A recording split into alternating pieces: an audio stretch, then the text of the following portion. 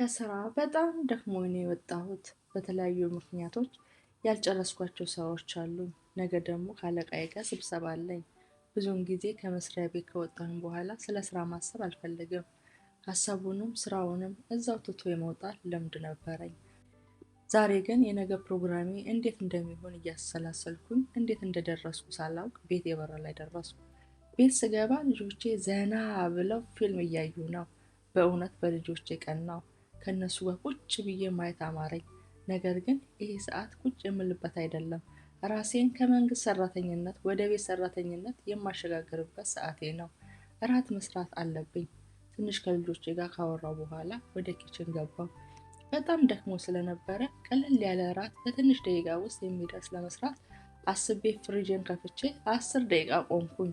በ10 ደቂቃ ውስጥ እራት ሰርቼ ጨርሼ አውቃለሁ። ዛሬ ግን ምን እንደምሰራ በማሰብ ፍሪጅን ከፍቼ 10 ደቂቃ አስቆጠርኩኝ። ነገር ግን ምን መስራት እንዳለብኝ ምንም ሀሳብ አልመጣልኝም። ፍሪጅን ዘግቼ ቁጭ አልኩ። ሰዓቱ ስራውን በታማኝነት እየሰራ ነው። መቁጠሩን ቀጥሏል። እስኪ ምን እንደምትሰራ ሀሳብ እስኪመጣላት ብሎ ስራውን አላቆመም። ልጆቼ ነገ ትምህርት ቤት መሄድ አለባቸው። እራታቸውን በጊዜ በልተው መተኛት አለባቸው። አእምሮ ሲደክም ሀሳብ ራሱ ማመንጨት ያቆማል። አንድ ሀሳብ ብልጭ አለልኝ። መልሶ ድርግም ሳይልብኝ እራት ሲሪዮ አልኩኝ ጮክ ብዬ። ልጆቼ በጣም ብዙ ጊዜ ይለምኑኝ ነበር እራታቸውን ሲሪዮ እንዲበሉ። እኔ ግን አይሆንም፣ እራት ደህና ነገር መብላት አለባችሁ፣ ሲሪዮ ለቁርስ ብቻ ነው የሚሆነው እላቸው ነበረ። ደስ የሚላቸው ይመስለኛል እራት ሲሪዮ ነው ስላቸው። ሁለት ሀሳቦች በውስጤ ሲፋጩ አስተዋል። ልቤና አእምሮዬ ምን አይነት እናት ነሽ? እንደዚያ ለምትወጃቸው ለምትሳሽላቸው ልጆች ይሄንን የማይረባ ነገር እራት ብለሽ ልታቀርብላቸው ነው? ቢደክምሽም ደህና ነገር መስራት አለብሽ። ዘወር አስተማም ይለኛል። ልቤ ደግሞ ለአንድ ቀን ልጆችሽ ይሄን ቢበሉ የዓለም መጨረሻ አይደለም። ነገ ደግሞ ጥሩ ነገር ታቀርቢላቸዋለሽ። ልጆችሽን በልተው ይተኙ፣ አንቺም አረፍ በይ። ለራስሽ ጊዜ ስጪ፣ ራስሽን አዳምጪ። ነገ በጥሩ መንፈስ እንድትነሺ ይለኛል። ብዙውን ጊዜ ኔጌቲቭ የሆነ መልእክት ትኩረት የመሳብ ኃይል አለው። ዘወር አስተማም የሚለው በጣም ገዝፎ ተሰማኝና ሳላስበው ኦቨርዌልም ሆንኩኝ። የ5 ዓመቱ ልጄ እየሮጠ ወደ ኪችን እየመጣ እራት ደረሰ፣ ምንድነው የሰራሽልን አለኝ። እኔም ከሀሳቤ ባንኜ የዛሬው እራት በጣም ነው የምትወደው፣ ሁሌም ካልበላው እያላችሁ የምትለምኑን ሲሪዮ አልኩት። ልጄ አቅፎ በደስታ ይስመኛል ብዬ ስጠብቅ እራት ሲሪዮ ዲስከስቲንግ፣ ሲሪዮ አልበላም፣ ሌላ ነገር ስሪልኝ ብሎ ማልቀስ ጀመረ። እኔም ስሜቴን መቆጣጠር አቃተኝ። ሁሌም አልነበረ እንዴ እንብላ እያላችሁ የምትለምኑኝ? ዛሬ ለምንድነው አልበላም የምትለው? እስቲ ስላለህ ነገር አመስግን፣ የደከመው አታውቅም እያልኩኝ የቀን ሙሉ የታመቀ ስሜቴን የ5 ዓመት ልጄ ላይ አወረድኩበት። ልጄ እያለቀሰ መኝታ ቤቱ ገብቶ በሩን ዘጋ። እኔም ያስኩትን ካርቶን ሙሉ ሲሪዮን እንዴትን ያበርድልኝ ይመስል መሬት ላይ በትኜ መኝታ ክፍሌ ገብቼ በሬን ዘጋው። ዝም ብዬ ቁጭ አልኩ። ለተወሰኑ ደቂቃዎች ትንሽ የመረጋጋት ስሜት ተሰማኝ። ዲፕ ብሬዝ ማድረግ ጀመርኩ። ሙሉ በሙሉ ወደ ራሴ ስመለስ ራሴን 4 ጥያቄዎች ጠየቅኩት። ምንድነው ችግሬ? የልጄስ መልስ እራት ሲሪዮ ዲስከስቲንግ ማለት ይህን ያህል የሚያስጮህና የሚያናድድ ሆኖ ነው ልጄ ላይ እንደዛ የጮኩበት? ለእኔስ ጩኸት ተጠያቂው ማን ነው? እኔ ወይንስ ልጄ? ይቅርታስ መጠየቅ አለብኝ? የሚሉ ጥያቄዎችን ራሴን ጠየቅኩኝ። ብዙውን ጊዜ ጣታችንን ወደ ሰዎች መጠቆም ይቀለናል። ወደ ራሳችን መጠቆም በጣም ነው የሚከብደን። ምንድነው ችግሬ ካለ ራሳችን ላይ መስራት እንጀምራለን። ችግሬ መጮሄ ነው። አሁን ተረጋግቼ ሳስበው በመጮሄ በጣም ነው ያፈርኩት። ከ100 ጊዜ በላይ ልጆቼ ላይ አልጮህባቸውም ብዬ ቃል እየገባሁ ዛሬም እጮሃለሁ። አሁንም ተስፋ አልቆርጥም። በቃ የኔ ጸባይ ነው፣ ስናደድ በጣም ነው የምጮኸው ብዬ አልቀመጥም። ራሴን አስተምራለሁ። ከዛሬ የተሻለ ኮፒንግ ስኪል እንዲኖረኝ በምናደድበት ጊዜ ምን ማድረግ እንዳለብኝና መጮህ መፍትሄ እንዳልሆነ ለራሴ ሁሌም እነግረዋለሁ፣ አስተምራለሁ። ይህ ልጅ መልስ እራት ሲሪዮ ዲስከስቲንግ። እንዴት ነው ይሄ 3 ቃል እኔን በንዴት ሊያንጨረጭረኝ የቻለው? ቀኑን ሙሉ በድካም ነው የዋልኩት። ስራ ቦታ ያልጨረሱት ነገር አለ። ነገ ደግሞ ከዚህ የባሰ ቀን ሊጠብቀኝ ይችላል።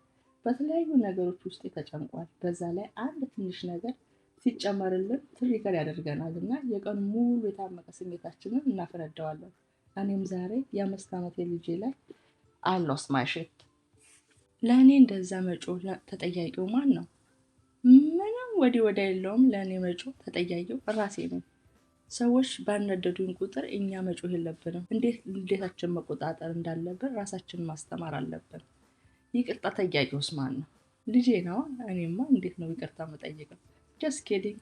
ወደድኩም ጠላሁም ይቅርታ መጠየቅ ያለብኝ እኔ ነኝ ልጄ ላይ ጮህኩበት። እሱ እኮ አልጮኸብኝም፣ ምግቡን ነው ዲስከስቲንግ ያለው እንጂ እኔን አይደለም። ሁለት አይነት ይቅርታ ልጄን መጠየቅ እችላለሁ። አንዱ የማይጠቅም ይቅርታ እለዋለሁ። ልጄ ጋር ሄጄ ይቅርታ ቀድም ስለጮህኩበት አንተ ሲሪዮ ዲስከስቲንግ ባትል ኖሮ አልጮህብህም ነበር። ለወደፊት እንዳልጮህብህ የማትፈልገው ነገር ከሆነ በተሻለ ቃል ለመናገር ሞክር ማለት እችላለሁ። ይሄኛው ይቅርታ ምንም እንኳን ጥፋቱ ያንተ ቢሆንም እኔ ጥሩ ሰው ስለሆንኩኝ ይቅርታ አድርጌልሃለሁ ማለት ነው።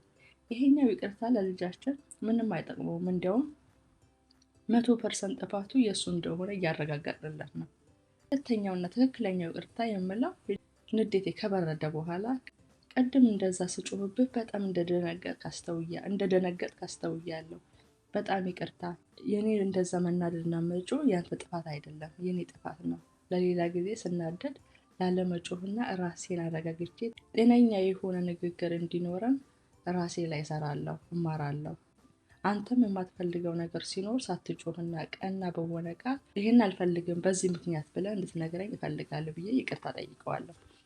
ጥያቄዎችን ከመለስኩ በኋላ በጣም ቀለል የሚል ስሜት ተሰማኝ። ነካ ትንሿን ነገር ነው ራሳችን እያወሳሰብን ትልቅ የምናደርገው። ለራሴ ይቅርታ አደረግኩኝና ኩባያዬን ሞላው። ምክንያቱም መጀመሪያ ለራስ ነው። ከባዶ ኩባያ ለማንም መጨለፍ ስለማይቻል ለሌላው መትረፍ የምንችለው ለራሳችን መሆን ስንችል ነው። አሁን በጣም ዝግጁ ነኝ ከልጄ ጋር ለመነጋገር። መኝታ ክፍል ሄጄ በሩን ሳንኳኳ ዝም አለኝ። ስሙንም ስጠራው መልስ አልሰጠኝም። በሩን ቀስ ብዬ ከፍቼ ስገባ ልጄ መሬት ላይ እጥፍጥፍ ብሎ ተኝቷል። ልጄ እያለቀሰ ነካ በዛው እንቅልፍ ይዞት ሄዷል። ወይኔ ልጄ፣ እኔ ጥፍጥፍ ብዬ ልተኛ፣ ጾምህን ምንም ሳትበላ እንዳለቅስ ሳላባብልህ እንቅልፍ ይዞ ሄደ እያልኩኝ መጸጸት አልፈለኩም። አልጋው ላይ አስተኝቼው ሁለተኛውን የይቅርታ አይነት ባይሰማኝም ይቅርታ ጠይቄው ስሜው ከመኝታ ክፍሉ ወጣው። ነገ ደግሞ ይቅርታውን እደግምለታለሁ። ፐርፌክት ፓረንት የሚባል ነገር የለም፣ ግን ፐርፌክት መሆን እንችላለን ላጠፋነው ጥፋት ይቅርታ በመጠየቅ። በልጆች አስተዳደግ ጉዞ ላይ ሁሉም ሰው የተባለ ፍጡር ሲያስበው ፕራውድ የማይሆንበት ስህተት ይሰራል፣ ትንሽም ይሆን ትልቅ። ወይኔ እንዲህ ባላልኩ ኖሮ፣ ወይኔ ባልተማታው ኖሮ፣ ወይኔ ይሄንን ባልተናገርኩ ኖሮ የምንለው ብዙ ነገሮች አሉ። ይሄ የሁሉም ቤተሰብ ጭንቀት ነው። ልጄም በዚህ እድሜው እንዲህ ብዬው ነበረ ባላልኩት ኖሮ አሁንም አረፍዷል ይቅርታ ለማለት እንላለን። ነገር በጣም እርግጠኛ ሆኜ የምናገረው ነገር ቢኖር እኛ በህይወት እስካለን ልጆቻችንን በህይወት እስካሉ ድረስ መቼም አይረፍድም ላጠፋነው ጥፋት ልጆቻችንን ይቅርታ መጠየቅ። እዛው ዲስኮኔክት የሆንበት ቦታ በስሜት በመሄድ ነገሩን በማስታወስ ላጠፋነው ጥፋት ኃላፊነቱን በመውሰድ ይቅርታ መጠየቅ እንችላለን።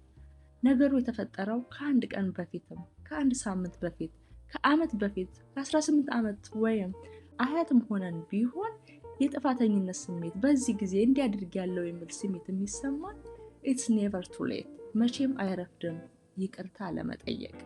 ልጆቻችንን ይቅርታ መጠየቅ ለምን ያስፈልጋል ካለን ከልጆቻችን ዲስኮኔክት ባደረግንበት በተጣላንበት ሞመንት ያ ሞመንቱ ካለፈ በኋላ ሄደን ስለሱ አውርተን ሪፔር ካላደረግን ልጆቹ በዛ እድሜያቸው ኮፒንግ ሜካኒዝም አድርገው የሚወስዱት ለጥፋቱ በሙሉ ራሳቸውን ተጠያቂ በማድረግ ነው።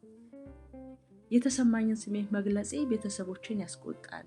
ስለዚህ የሚሰማኝን ስሜት መናገር የለብኝም፣ እኔ የማልወደድ ነኝ፣ የሚሰማኝ ስሜትም ትክክል አይደለም እያለ ራሱን ብሌም ማድረግ ይቀጥላል። ትንሽ ነገሮችን 15 ሰከንድ በማይሞላ ጊዜ ውስጥ መፍታት ስንችል ነገም ከነገ ወዲያም ሁሌም እንደዛ እየተደጋገመ ግን ሪፔር ሳናደርገው ስንሄድ ቻይልድሁድ ትሮማ የሚባለው ከዚህ ከትንሽ ነገሮች ጀምሮ የሚመጣ ነገር ነው። ሌላው ደግሞ ልጆቻችንን ይቅርታ ስንጠይቃቸው ከኛ ይማራሉ። ዛሬ እኔ ልጄን አጥፍቼ ያለው ይቅርታ ካልኩ ሌላውን ሰው ብሌም አያደርግም። ለጥፋቱ ሬስፖንሲብል ሆኖ ይቅርታ የሚጠይቅ ልጅ እናሳድጋለን ማለት ነው። መቼም ወላጅ ነን ካለን ከልጆቻችን በእድሜ እንበልጣቸዋለን። ስለዚህ ታላቅ ለታናሽ ሞዴል መሆን አለበት። ቪዲዮዬን በዚያ በቃሁኝ። ኢትስ ኔቨር ቱ ሌት ቱ ሪፔር